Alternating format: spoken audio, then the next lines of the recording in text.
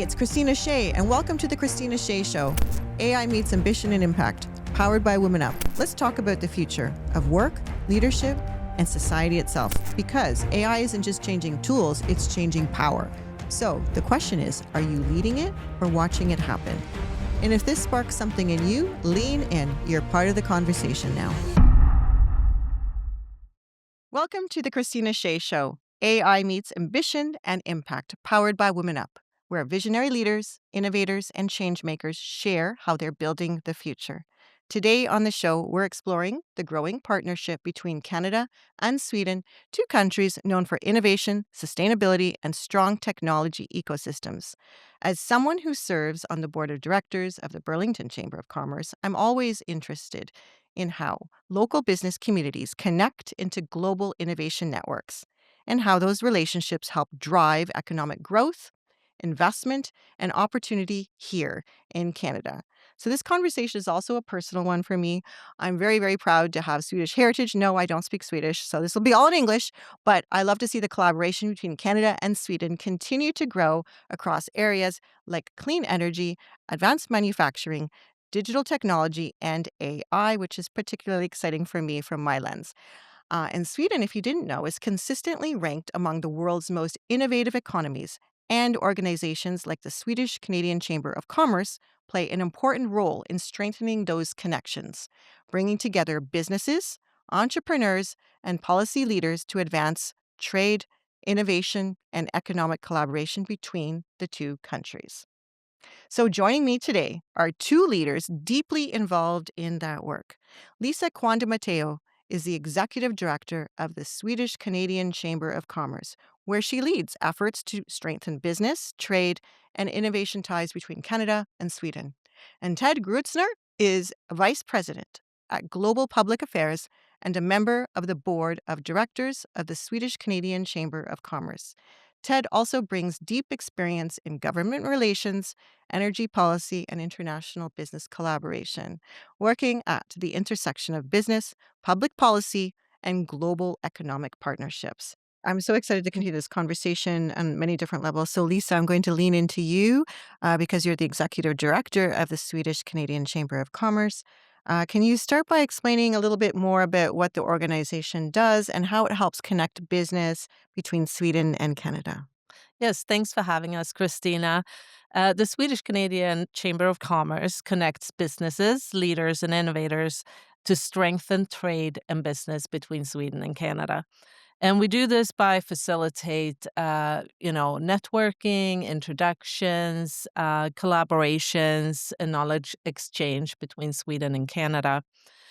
We have a lot of members in a very wide kind of range. We have all the big ones like IKEA and Volvo and Atlas Copco and Alfa Laval. And we also have mid-sized Swedish companies, so kind of fairly new on the Canadian market. Then we have Canadian members who are hoping to collaborate with Swedish technology. And then we have a few sitting over in Sweden hoping to come in on the Canadian market. Well, that's really interesting because I did not know that. I know, Ted, you had some feedback to share about that side too, that not traditionally Canadian or not traditionally Yeah, well, Swedish. I'm not Swedish, and our company's not Swedish, but we have been doing a lot of work with Swedish companies in a number of fields. And what we found was there's a lot of interest in Swedish companies wanting to come here, set up shop, become a direct foreign investment, but needed to navigate what the government regulations were, environmental regulations. And so companies like ours help them understand what the Canadian government's like. The Canadian government's kind of complicated if you're coming from some of the other places. And so we help them navigate. But in doing that, we joined the chamber just because we thought it was an interesting group and doing some interesting things, and works very closely also with a group like Business Sweden and the Swedish Embassy and our Canadian counterparts on fostering that whole Swedish Canadian development. Yeah, well, thank you for sharing that. And as Lisa knows, I've attended a lot of the St. Lucia days. And I also love that you share the Swedish culture too. So it's business culture meeting together. And I don't know if you want to share a little bit about the mandate about that. Yeah, so our mandate is to encourage business between Sweden and Canada, but also to to take care of and help spread the Swedish culture. So St. Lucia is a perfect opportunity for us. It's one of the most unique Swedish celebrations of the year. And every year we have a big Lucia luncheon, like you mentioned, where all of our members and other people from the communities come and visit and enjoy. Well, I encourage everyone to do that because I love herring, if you like herring, but there's a lot of other foods as well. Yeah. But we'll get on to some other topics, specifically about the agreement. Of course, I know there's more of a history to that, but the Swedish and the Canadian agreement that was initially drafted, I guess, in November 2025. I know in late January of 2026, they also reaffirmed that.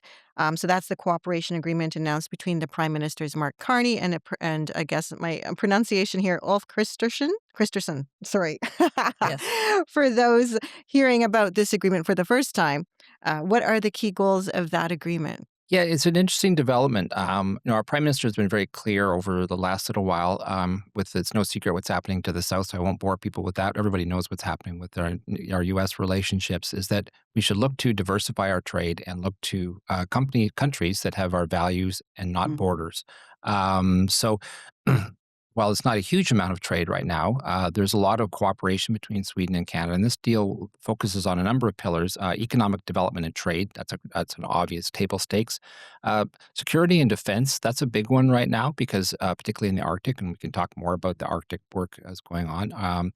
Our prime minister is over in Norway today and meeting with the Swedish prime minister, the Finnish prime minister, for an Arctic summit, a Nordic summit rather, to discuss Arctic sovereignty, Arctic trade.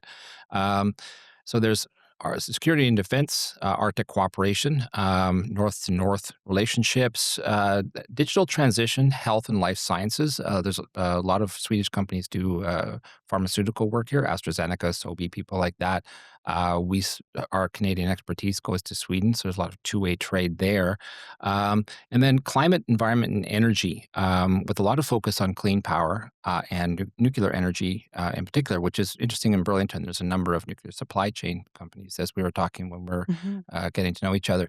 So a lot of work there. And then the Swedes have a lot of innovation on things like waste to energy, waste to district heating. So there's a lot of two-way cooperation where we can learn from them and they can learn from us. This agreement will help benefit both. And we can talk about later about how that will work. Well, thank you. I think that's a lot to take in. And a lot of people don't know some of these companies like AstraZeneca, for example, that are Swedish. I mean, people think of IKEA and they think of all these other ones, Yeah. but there are so much more that Sweden and Canada do together. So I'm going to go right to impact because I really feel that's always what I like to talk about. And beyond the headlines and beyond sort of just those table stakes, as you said, but what could that agreement actually mean in practical terms for businesses in Canada and Sweden as we move forward? Well, I think that there's a number of things, and Lisa you can jump in if Yeah. you want. But I think, oh, sorry, but no, but to my mind, that sets the table. Governments can only do so much. It's going to be up to private companies, small, medium, and large, to say, we have these avenues open to us. How do we take advantage? That means working with organizations like the Swedish Canadian Chamber of Commerce, and other organizations to say, well, are there opportunities for us over there that we didn't think of? Because being close to the United States has made us somewhat lazy as a company, that we didn't have to think about other countries. So I think it's up to the people listening. What can I do in Sweden? Or is there a Swedish counterpart that I could bring here that on my supply chain? Is there some on my part of someone else's supply chain? So I think that will be the key: is what do private enterprises do with the table setting that the governments have given us? Yeah, I can tell you the day after they signed the agreement in Ottawa in November, they had some ministers here, and the Swedish minister for energy, business, and industry, and also our deputy prime minister spoke at the Sweden-Canada Innovation Days in Ottawa, and she spoke to the business leaders, and she said, "Okay, we signed the paper. Now it's up to you. You have to hold us accountable that this actually happens now. You need to let us know what it is you need, what policies needs to be changed, and what the government can do to help you get to the next step and help you and enhance this, collaboration." So it really is. They are, she said, we're just politicians. You are the people on the ground doing the business. So that was interesting to Yeah. hear, and it was a very clear message from them. As a Chamber of Commerce, we have already seen an increase in activity. As Team Sweden, the Swedish Embassy is having a record number of delegations and Swedish ministers come over. They are there like all the time. And we just see a lot of increased activity and interest, both going to Canada or going to Sweden and coming to Canada. So Yeah. it has definitely put us, into people's minds. Yeah, and I think one thing that's going to be, part of this discussion is what are the barriers to being successful in Sweden or a Swedish company coming here? The one that I'd like to use is our we tend to recognize the United States Environmental Protection Agency regulations on things like emissions, et cetera.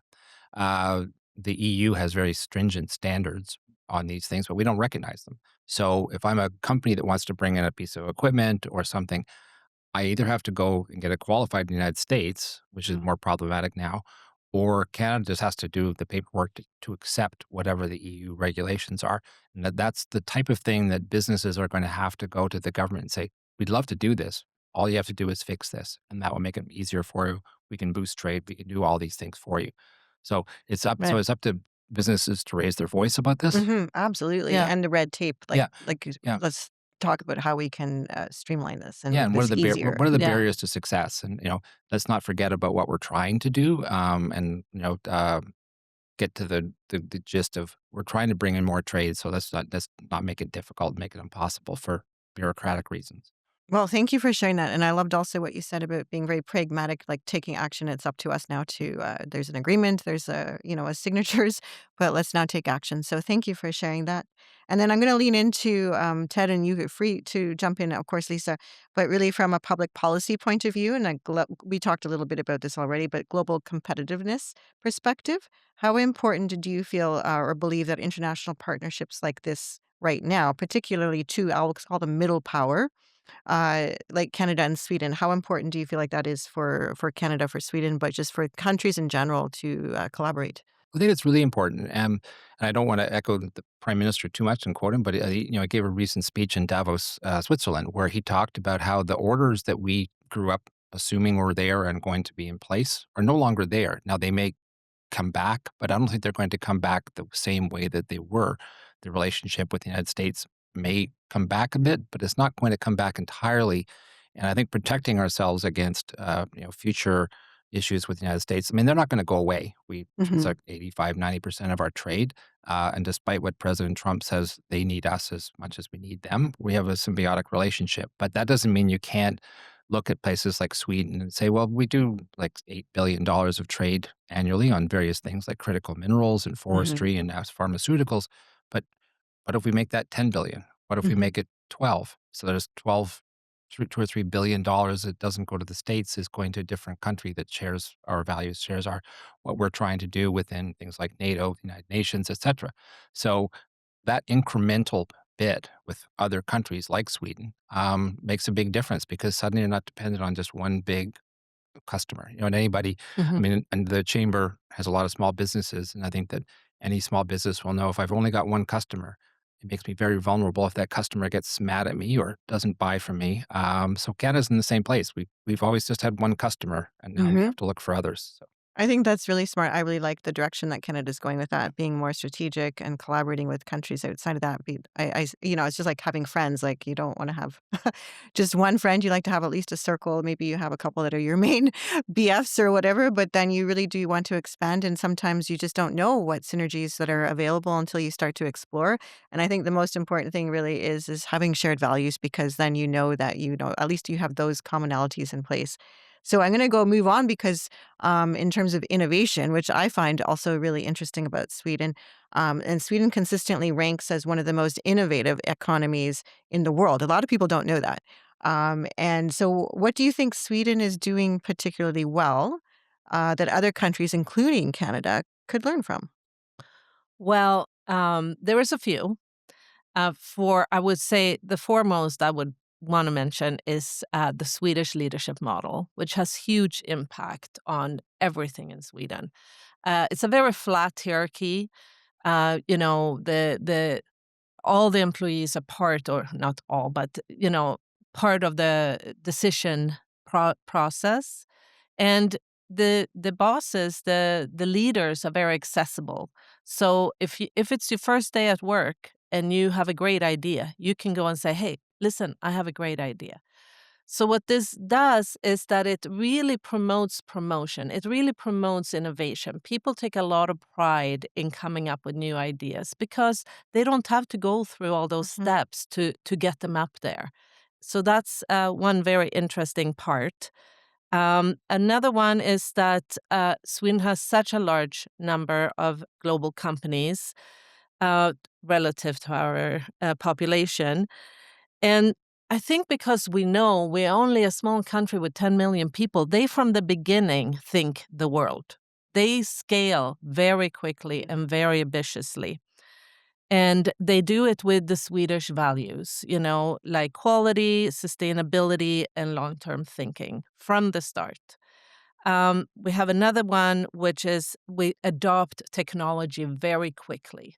For example, in the 1990s, the Swedish government said there should be a computer in every home, which made that Swedish children learned very early. And guess what? Nowadays, we're one of the leaders in software and digital development because we were early to the ball. We also have our government who is very quick at adapting policy that industry needs. They don't take a long time to think about it. They're like, yeah, if this is what you need. And it's so important nowadays when everything happens so quickly that the government does what the industry needs to be able to push forward and to go out in the world. And finally, just reiterating that the export market comes naturally from the start and is very strong. So, I think. If you go back sort of historically, and Lisa would know this far better than I, but a lot of the reading I've been doing the last couple of years, the Swedes or the Nordic nations were always traders because they had to, and they were all over the world. I mean, they came here, they came to, as far as Turkey. The Vikings. But also, I mean, I'm not never going to knock my own country, but the one thing that's fascinating about Sweden, as Lisa said, they've got fewer people than Ontario and a much smaller land mass. Now, they do have minerals, they do have forestry and all that sort of thing, but I think that Canadian leaders and Canadian businesses would do well to look, so why are this country that's got so few people relative to that we have, what are they doing educationally? What are they doing in the leadership? What are they doing in their innovation? How can we learn from them?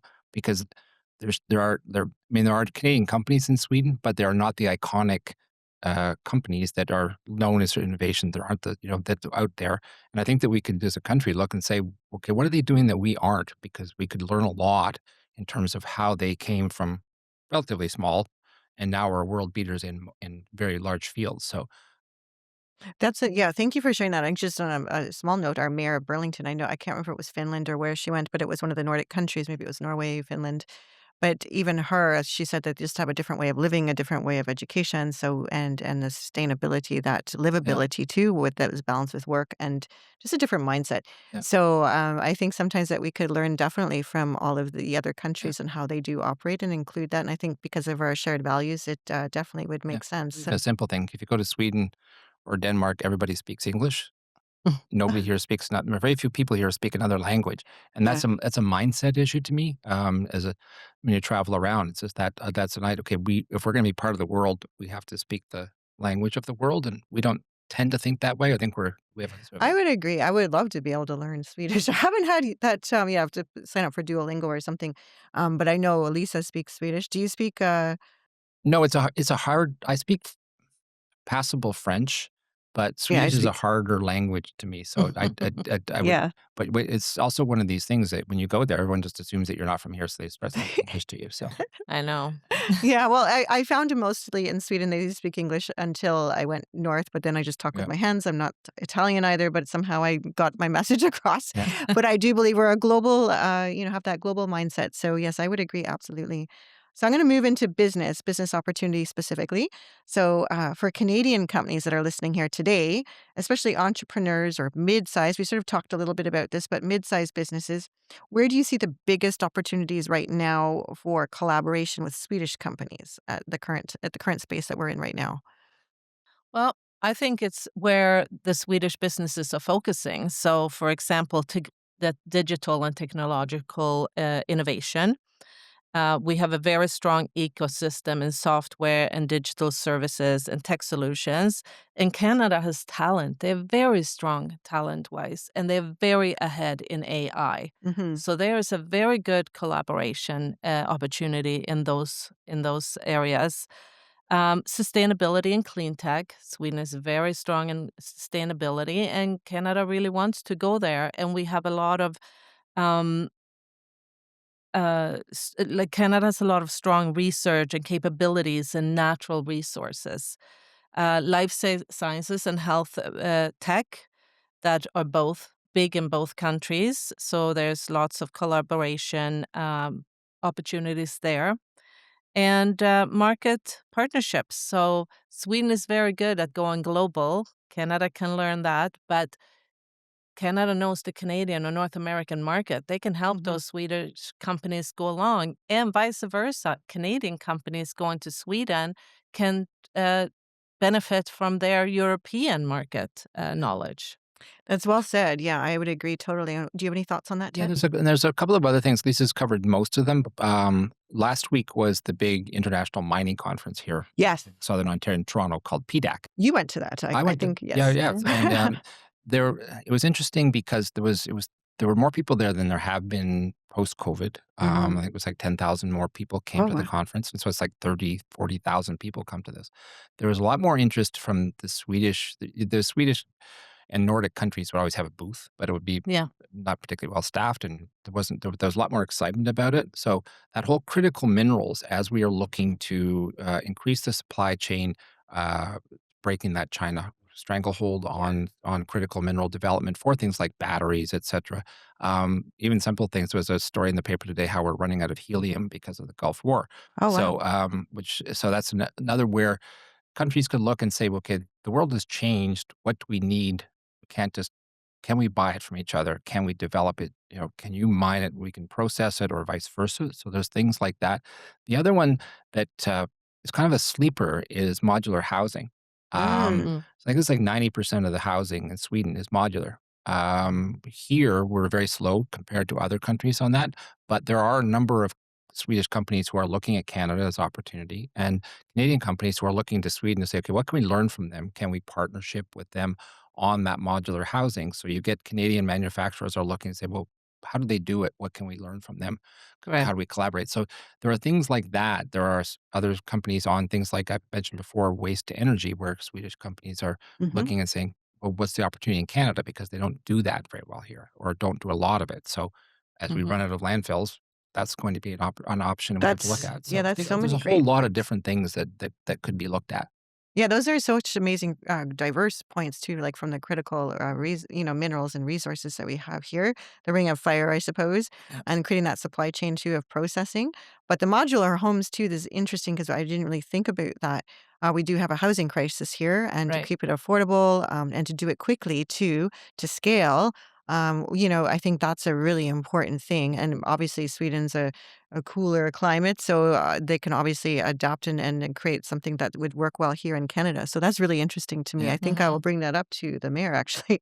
So in terms of we talked a little bit about AI, and that's sort of my wheelhouse, but I am more curious a little bit on I'd say one of the themes I always do explore on the show, and whatever you can share, that's great. But how AI, and you mentioned it with some of the companies and how we have a lot of talent here, but the emerging technologies that are reshaping industries here, and to me, it's touching every sector in some fashion, right? Absolutely. Yeah. So where do you see, I mean, if you have any insights or opportunities that you see for Canada, you did mention some, and Sweden to collaborate in areas like AI, but digital infrastructure or advanced technology, or in any sector that you think that would be an immediate. Well, both countries, I mean, Sweden just, it's not my area of expertise, but I do know that Sweden just released their AI strategy a week or two ago. And Mhm. looking through it, a lot of it are the same themes that you see in Canada. It's like, what can we do to protect our data? What can we do to protect copyrights? What are the ways that we can? Because on the way out, I was looking on my phone just I wanted to check a fact, and everything I got was AI generated on Mhm. my Google search. So it's there. We can't make it go away. But I think both countries were looking at what are the areas of protection. How do we protect kids? How do we protect imagery? That kind of thing is my general impression. But then there's lots of things like how do you protect jobs? How do you make sure that AI doesn't replace all of us?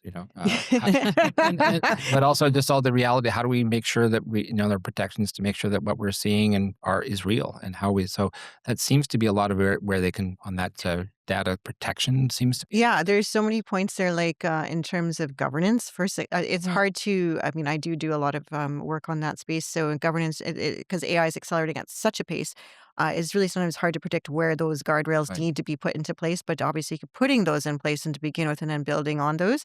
And then data sovereignty is something because of, what is happening, I guess, across down in the border south of us, said to really, with our data centers and things like this, to actually have whether we're sharing, resources with other European countries that do share values like similar to us, but really owning our own IP, owning our own data, and ensuring that we do and secure the privacy of our citizens, and also training the workforce. So Yeah. thank you for sharing that. Do you have anything else to add to that? No, I think I've Yeah. exhausted my area of expertise on Yeah. AI, but I just think when looking at where both countries are going, those seem to be the areas of Yeah. commonality where To they. develop it within Yeah, guidelines and yeah, ethical, Yes, with that yeah, responsible. ethical and yeah, Hmm. responsible mindset. Hmm. yeah. And to your Yeah. point, I mean, technology companies can evolve much faster than governments can react to a lot of these things. And so, watching what other countries are doing, learning from other countries, what we can borrow, what can we, reuse, I think would be an important part of this discussion. Absolutely. I'm curious. I'll have to read the Swedish mandate or their strategy for AI because I'm curious, and because they are such an innovative culture, I found it kind of fascinating. 'Cause I was doing some research and I didn't even know some of these companies actually because you mentioned some earlier, but they have an impressive number of global companies for a country of just over 10 million people, Right. which includes Spotify, Klarna, and Ericsson. So, and we sort of touched on it, but from another side or another perspective, what do you feel Sweden's ecosystem that enables that level of innovation? I know you mentioned Yeah. something about the leadership style and so Yeah, on. exactly. We get this question quite often because it is an astonishing amount of global, huge companies coming out of Sweden. Again, I'll go back to the Swedish leadership model, that collaborative leadership culture that we have that enables people to take initiative, to go on and develop new ideas and to innovate. That's a very big part. Um, some of these long-standing global companies were founded in the 1800s. Like Wow. they are 130, 140, 150 years old. And how can they stay on top of that for that long? They came up with an invention in the late 1800s, and they're still a world-leading company. And it is, of course, that they are adapting and reinventing themselves continuously, going back again to the leadership model. And then we have that supportive policy environment by the government. For example, I can give another example now, the sustainability. Why is Sweden so leading in the sustainability field? Well, the Swedish government back in the 1970s were talking and they were saying, we would like to start doing things a little differently. We want to take care of the environment we're in. We want, to have less poison out in the air or in the product. So they went to the businesses and said, hey, we want to be more sustainable. What do we need to do for you to give us a better world? So it started from the politicians, interestingly enough. The companies went back to their workers and said, the government wants us to do this. How do we do it? And they innovated and looked and came up with new ideas and went back to the government, said, we need this. Switched the policies, and today we are world leading in sustainability because the government, the business, and academia, of course, have always worked very closely together. Um, and the strong culture of innovation and exports. Again, Sweden knew if we're going to stay on top in life quality and how rich our country is, we need to start selling our stuff outside in the rest of the world. So they really encouraged the companies to go and export, and that's how you make money for the country. And yeah, I think those are a And few. it's a very different approach than here. So we do a Hmm. lot of government consultation work, and the way that the governments here tend to do things is put out something and say, "Here's what we're going to do," and it's a very narrow bandwidth.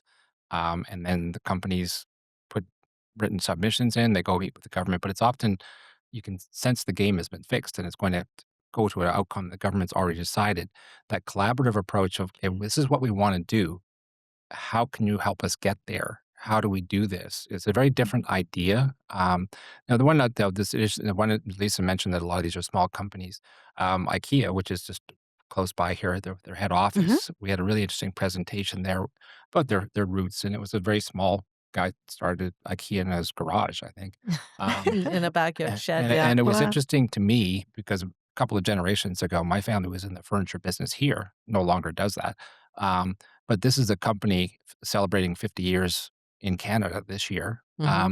that took the approach, okay, we have to innovate. We have to figure out what the markets are. We have to do things that are sustainable. We have to figure out what people want. And now they're a worldwide brand from this guy's garage 100 years ago or whatever it was. So it's quite fascinating to see those stories of people that have the, taken this and then the subsequent generations have turned it into something massive like an IKEA.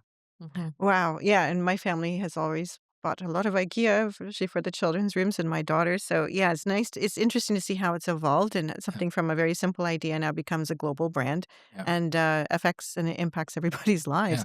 That's very interesting. Yeah. No, and I love the leadership style too and that collaborative approach because I think that's key versus saying this is what you have to conform to. This is where it's more of collaborative, where people really do have a vested interest in creating a better world, a better community. So yeah, thank you Mhm. for sharing that. Um, I don't know. I know we talked a little bit about AI. We can just mention this lightly, but from a business perspective, how do you see technologies like AI and automation, I guess you could say in particular, shaping global competitiveness? Where do you think Canada and Sweden might collaborate in that space? Do you see any collaborations that could take place with that? Yeah. Absolutely. Canada is already a leader, a world leader in AI, and that's an example of how Canada adopted something very early. They have been working on AI since the 80s, and Mhm. that came down to academia. They got very, very talented kids growing up and learning computer from the start. So, and Sweden is high in digital and software and innovation as well. So I think there's a huge opportunity for collaboration between Sweden and Canada in the AI field. Yeah, and I think it's if you look at all the things that are part of the pillars and the things we're trying to do, increase manufacturing, increase resource development, critical minerals processing, etc. They're all things where AI can help you with things like sustainability. I've seen AI technologies that will help you do mining better because you can find the ore without being as destructive. There's AI technologies on the critical mineral side that will help you go back to an old mine and say, "What's there we didn't know was there before?" And so you don't actually have to go and find a new mine. You can go and make use of something that's already Right. there, making your manufacturing more efficient. And so there's lots of ways that the two countries, I think, could learn from that in terms of what is it we're trying to do, but how can AI support that rather than just AI is being a scary thing and we got to worry about it. So, Well, thank you for sharing that because I agree. It's not just about, well, it's definitely about creating systems, but getting that fear out of the mindset and really thinking how we can really, because I think Canada and Sweden are very tech and future forward thinking. yeah. And we put those two forces together. I think we can really accomplish a lot. And the whole part about the ethical and how you go about doing it, I think, trying to put those guidelines in place really early. And we both have that similar culture, the similar thinking around Hmm. those things. So Yeah. I think that it can be very Yeah, and there's good. things like, we've got companies like Epiroc and Sandvik who are here. Scania Trucks sometimes wants to look at this. Things like autonomous vehicles and all those Hmm. sorts of things, which will based on AI, which the world is changing to, it's at various degrees of speed.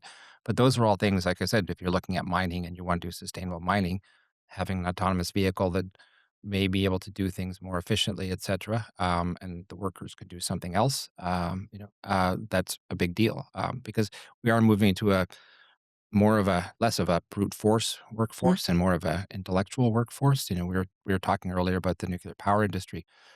It used to be you had to be to be an iron worker, you had to be a brute force person. Now it's all done by technology. So that technology, understanding how the equipment works and how to manipulate machinery is the key part in terms of efficiency, productivity. So Mm. Another Swedish company comes in there too. Ericsson is developing a system, Wi-Fi system, or not Wi-Fi, Wi-Fi. Sorry, you have to cut this part. No, you don't have to cut it. It's all natural. It's all good. Ericsson, No, a mhm. system for better communication in 5G, Oh, okay, so okay. that they Yeah. can communicate with the machines down in the mine Oh, without there having to be a person down in the mine. So safety for the workers. So they are very big on developing that type of communication and enabling communication in very rural areas. Think forest fire, and you have firefighters out in the middle of nowhere, and there is no way to get cell reception. Those kinds of situations where you can have a mobile 5G network that can work in oh, situations to keep yeah. people safe. Yeah, That's that's amazing. another Swedish Yeah. company. Yeah, Yeah. that's a really interesting story. I like the stories because you can really see how AI and then technology can really help humanity, keeping them safe, but also, advancing their skills too, right? Mhm. So, and there's lots of things like I was talking to somebody in Sweden a couple of years ago when we were having all that smoke here. yeah. And he said, "We don't have the same forest fires that you do." And I said, "Why is that?" And he said, "I don't know. We don't actually have them. Maybe it's forestry practice." So I did some looking into it, Mhm. and the forestry practices of Finland and Sweden are very different than ours. Now there may be different reasons, different trees and stuff, but they don't have the same kind of devastating forest fires because of the way that they manage their forests. So there Oh, may be some way to learn from that. So there's that's lots of interesting. Absolutely. lots of Forest managing yeah, is big yeah. in the Scandinavian Mhm. countries, making sure that fires don't travel the way they do here for such large areas by cutting, Yeah. clear cutting certain areas so it can't spread. And yeah. Oh, that's smart. Yeah, Yeah, because so there's there's lots such of niches. There's devastation. lots of sorry, to there was lots of Mhm. niches where you wouldn't think, okay, I didn't know that was a thing, Mhm. but where if I'm in that little sector of that world, I can sort of say, well, there are other ways that, and vice versa. There are lots of things that we do that they could learn from as well. But it's just, like I said, we've got the table set. It's up for businesses to look at and say, okay, what can I learn? Who can I work with? Who can I collaborate with? Can I talk to the chamber and sort of learn more? What can I get involved in that sort of thing? So there's lots of opportunities here, but it's going to be up to businesses to take advantage of it, I Yeah, think. take action, right? And Yeah. and create those connections and collaborations and build those relationships. So yeah, so that segues really well into getting towards talking about really chambers and and networking and what I call IRL in real life. So someone who I'm involved on the board of directors for the Burlington Chamber, for example, but being involved with a local chamber of commerce. I'm always really personally interested in how regional business communities connect into global trade and networking just in general. So, how important are chambers and organizations like the Swedish Chamber of Commerce and others in helping companies build those international relationships? Well, they're very important because we have, like I said earlier, we have large global companies and small companies. And our networking event or through introduction can actually put them in the same room. We have multiple examples of that, how on our board of directors, we usually invite new members in to speak to the board of directors because we serve them better if we know what they do. Hmm. And, some a woman from IKEA is sitting there and saying, "Hey, we'll talk later." Or, Hmm. a man from Volvo talking to a warehousing company and says, Yeah. "We need a new warehouse. Let's talk about this again." So absolutely connecting large and as small and big companies. And for big companies, some people think that big companies, well, they wouldn't be interested in my little small innovation. Well, they are, because you have already innovated it. You have already made it into something. They don't have to spend millions of dollars to develop the idea when you already have it ready for them to serve. So they are very happy to collaborate and cooperate with smaller Yeah. companies for sure. Um, between us, of course, between Sweden and Canada, we helped build those international relationships with businesses. And yeah, through all of this, it drives business growth or economic growth, of course. So I think chambers of commerce are very important in society. That's well said. Yeah. Thank Yeah. you. Have And if I anything could to add add? one little color commentary, if you don't mind. There's a company that's a member of our just joined a company called Thielman. What's it called? Sorry. Thielman. Okay. And we had a board meeting at the Thielman factory at North Scarborough. And Thielman, you would never have heard of, you would never know they existed. But when you go to Tim Hortons or you go to Costco and you buy a muffin, the container that the muffin comes in is made by Thielman. Oh, And that's a Swedish company. Um, and through the hockey connection and Tim Horton, they decided to come here years ago. And so there's this place in Scarborough, they make millions and millions of muffin cups with a very innovative protective technology. And that's one of those things you wouldn't like, it's got to come from someplace. Yeah. But so this is these, and they have 3 shifts and they have 200 workers, I think, or something Yeah. like that, making muffin cups. And it's a very small niche business. But when you go to Tim's, you're taking advantage of that Swedish-Canada collaboration. well, that's Yeah. interesting. But you also, to Lisa's point, you're also finding, I think it's probably more, and you may disagree, since the issue with the United States has come up, so there's a social network of the chambers in Toronto, and they have social nights every 6 weeks to 2 months or so, and Sweden will host one time, the Finnish chamber will, and so on. And there's more and more people from the diverse groups coming to these things that I've first started seeing, just because I think there's we got to start to work together because the world that we knew isn't working for us. And so we're going to have to look at Holland, we're going to have to look at Germany, we're going to have to look at all these places. And so there's kind of this more on a ground level, what Prime Minister Carney has talked about looking around middle powers, like-minded countries, seem to be organically coming together to talk about collaboration at that level. So it's kind of interesting and I think kind of exciting if it's used properly. Yeah, absolutely. And we do work with the other Scandinavian or Nordic, I should say, chambers of commerce. We have golf tournaments together. We do this young professional every 2 months. We have young professional together. So, I'm very happy to refer someone to a Finnish company if I can too, right? Like we all just help each other. And that's what's so Yeah. great about chambers, I think, and connecting. And I'm not yet a member of the Swedish Chamber. I keep visiting St. Lucia Day, but I definitely want to join. And I feel like it's really about relationships, right? And the chamber really does create that venue, that platform where people can really connect in real life. And then where business is done. People do business with people, right? Not just, names of brands. Right. So you really do create I know the Burlington Chamber is one that's thriving. We have, I think, over 900 members now just in the local Amazing. area here, Amazing. and one of the fastest growing in Canada. But I think all of these, like also just localized city, can also connect with other cultural chambers too, because I think there's such a, potential for so much more that we can do within Canada and then growing outside of that with the connections that some of these ones like Swedish Chamber offer. Yeah. That's absolutely 100%. hmm That's very impressive. Burlington have that many hmm members. Yeah, we have 2 of our members have their head offices here in Burlington. So IKEA that we mentioned hmm before have their Canadian head office here and turning 50 this year in Canada. And ABB is a Swedish company with the headquarters here. Atlas Copco also have presence through CPC Pumps, Okay. which is one of the part of the Atlas Copco family. So yeah, we have a little bit of presence here too. Yeah, it's a small world, but a global world. So Yeah. it's Yeah. yeah, well, thank you. I'm gonna kind of go into the closing questions here. So looking ahead 5 to 10 years, this is just whatever you from your personal point of view, what do you think the Canada-Sweden relationship, where do you think they could have the greatest impact, like whether it's technology, sustainability, innovation, global trade, maybe it's a mix, but or just something that you feel could have that biggest impact? Yeah, I think we will probably collaborate in the industries we have most in common. So again, we're in Arctic nations. We know mining, we know forestry, we know hmm AI hmm and data technology. We're all very good at sustainability and medical research, including nuclear medical hmm and biotech medical. I think there's a lot of opportunities. So I think we're going to be best friends for a while. That's Yeah. good. Well, hopefully forever. Yeah.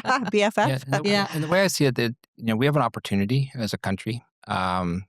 And it's a little bit like, I've used this analogy a couple times, where you go to a family reunion and you realize, geez, I really like my cousin. I should see them more often. And then you go away and then you realize it's 6 months since I saw. So I think we have to make sure that collectively, and that's governments and business, take advantage of this opportunity, because the door is open.